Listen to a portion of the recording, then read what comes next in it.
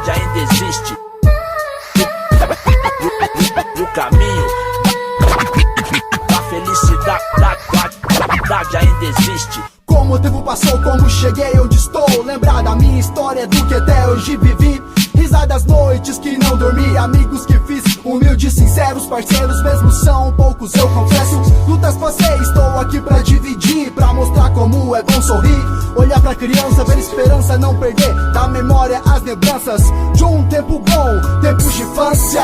Subia, descia, zoava na vizinhança, na rua, jogava bola pra mim, não tinha hora. Pensar nas coisas boas que não se foram, não sofrer, tentar achar explicação para a decepção. Nossas risadas, piadas, modificar nossas falhas. Pensando nisso comecei a perceber como serei lembrado quando morrer. Fazer a diferença é o que eu quero, ser um exemplo é que eu espero. Passar alegria através do rap, louvar a Deus que nunca me esquece. Por isso eu continuo cantando, rimando, mostrando ao povo brasileiro carnaval, mais um engano. Leia no jornal, me diga no final o que isso acrescentou na cultura nacional.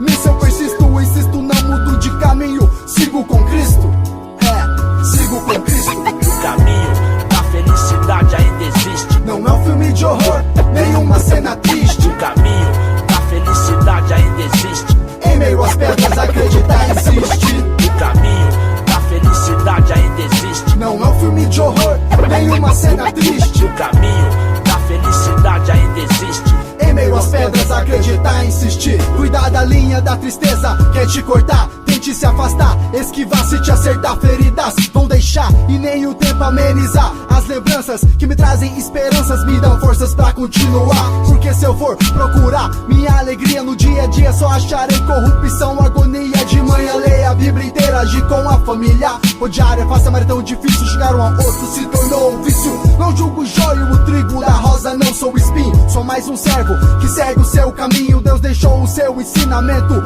o homem esqueceu, resultado sofrimento.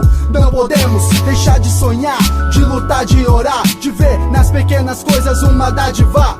O mundo evoluiu e se tornou uma máquina. Ler um livro é cansativo, horário de trabalhador, chegar em casa não está previsto. O tempo passou, o tempo voou, aproveitar a vida ao máximo. Cada segundo, minuto como se fosse o último. Pedir perdão pra Deus é muito mais que útil. O caminho da felicidade ainda existe. Não é um filme de horror, nenhuma cena triste. O caminho da felicidade ainda existe. Em meio às pedras acreditar insiste. O caminho da felicidade ainda existe. Não é um filme de horror, nenhuma cena triste. O caminho da felicidade ainda existe. Em meio às pedras acreditar insistir.